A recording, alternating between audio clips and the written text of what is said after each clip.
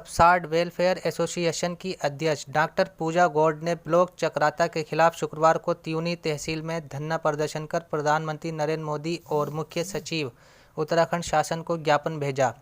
ज्ञापन में उन्होंने कहा कि हाल ही में उन्होंने चकराता और कालसी ब्लॉक के प्रधानमंत्री आवास योजना की जांच की मांग मुख्य विकास अधिकारी देहरादून से की थी।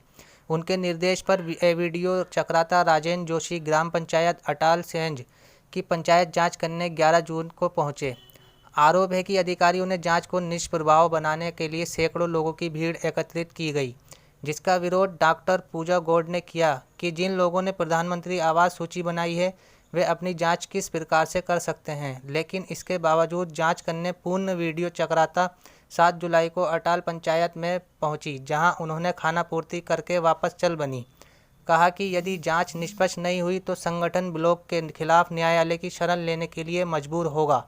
मैं शादी होके आई है तब से सुन रही है कि आपका मकान का हो रहा है। आज मैं 60 साल की हो गई, अभी तक मेरे को ना तो मकान का हुआ, ना तो किसी चीज़ का, ना तो लैट्रिन है, ना तो बाथरूम है, ना तो मकान है, कुछ नहीं है। अरे 60 साल की होने वाली में मेरा कुछ नहीं हुआ, ना मकान का कुछ नहीं, ना लैट्रिन है, ना बाथरूम है। और मजदूरी करते हैं तब कमा रहे हैं, फिर रोटी खाए कि कपड़ा पहने कि क्या तो करे। हर कुछ भी नहीं है, कोई साधन नहीं है किसी भी चीज़ का। मकान ढारे लगे हुए हैं, वो भी ऋण कर जिससे करा हुआ इधर उधर से हर तब लगाए हुए ढारे, और उसमें गर्मी से मर रहे बच्चे। अब क्या करे, क्या होगा। अब सच्चाई तो बोलनी होगी। मैं तो थक गई, बोल बोल के थक गई। जब जाती हूँ तब धमका देते हैं कि आ रहा तुम्हारा मकान का काय के लिए बोल रहे हैं। तब क्या बोलना है, तब डर के मारे चुप रहना पड़ता है। डॉक्टर साहब, आप सामाजिक कार्यकर्ता, आज यहाँ पर आप लोगों ने ज्ञापन दिया है, क्या कहेंगे आप इस ज्ञापन के माध्यम से? मैं इसके बारे में अधिक तो मुझे ज्ञान नहीं। मुझे कल शाम ही टेलीफोन हुआ है कि आज कोई प्रेस कॉन्फ्रेंस है, तो नहीं तो मैं विद रिकॉर्ड आपके पास आता कि ये जो प्रधानमंत्री आवास योजना का जो दुरुपयोग हो रहा है इस क्षेत्र में, ऐसा मिसाल तो मेरा ख्याल भारत के किसी कोने में और जगह नहीं होगा। सुप्रीम कोर्ट ने बिहार को कहा था कि जंगल राज है, मैं तो कहता हूं कि इस क्षेत्र में तो उससे भी बदतर है। आप ये देखिए कि गरीब आदमी जिसको वो मकान मिलना था उसको नहीं मिल रहा है, जिनके ऑलरेडी मकान बने हुए हैं उनको पैसा बांटा जा रहा है, फोटो इधर उधर के लग रहे हैं। और ये सिर्फ आवास योजना का ही नहीं, हर योजनाओं में ये बुरा हाल है। आज पर्यावरण की वो देखिए आप, यहाँ बारिश नहीं हो रही, सारे जल स्रोत सूख रहे हैं, जंगल का विनाश हो रहा है, ग्रीनरी का।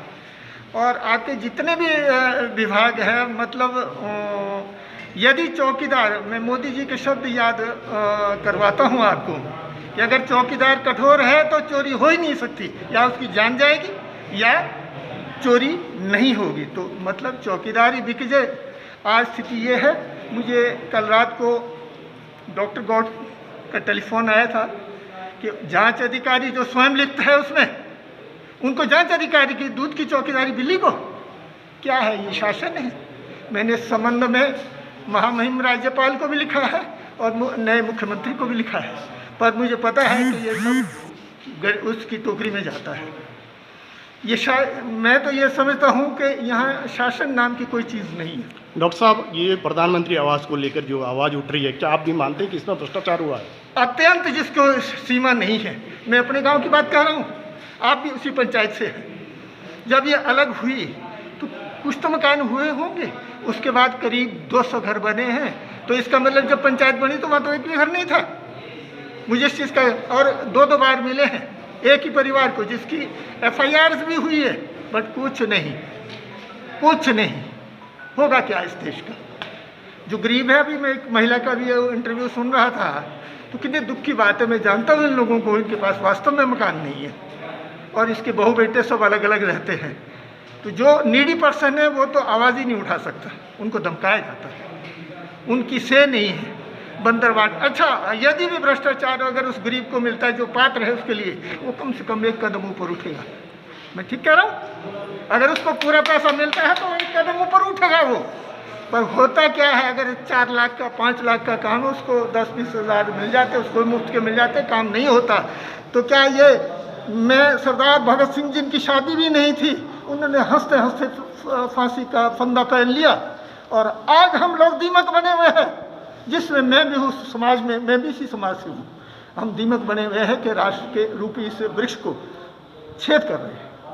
ये दुर्भाग्य की बात है।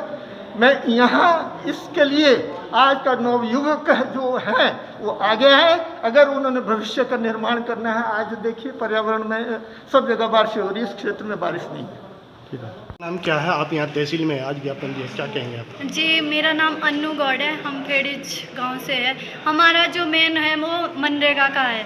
मनरेगा में बहुत ज़्यादा भ्रष्टाचार हो रहा है, जिसका जीता जागता उदाहरण मैं अपने घर का बता रही हूँ कि मेरे घर में सुरक्षा दीवार हुई थी, उसका 1 भी रुपये हमारे को नहीं मिला, लेकिन उसमें खा रखा है प्रधान ने, पता नहीं किसने आगे बोलते हमेशा। हमने 10 बार प्रधान को भी पूछा कि हमारे उसका दीवार का पैसा क्या हुआ, कि आ जाएगा। अभी तक कुछ नहीं आया, लेकिन अभी हमें पता चला कि उसका पैसा ऑलरेडी खा चुके हैं सब लोग। मैं चक्राता ब्लॉक के यूथ से यही उम्मीद करूंगी, यही कहना चाहूँगी कि आप सामने आए, भ्रष्टाचार को रोकें। Anil Dubey, TVR Times India, Vikas नगर।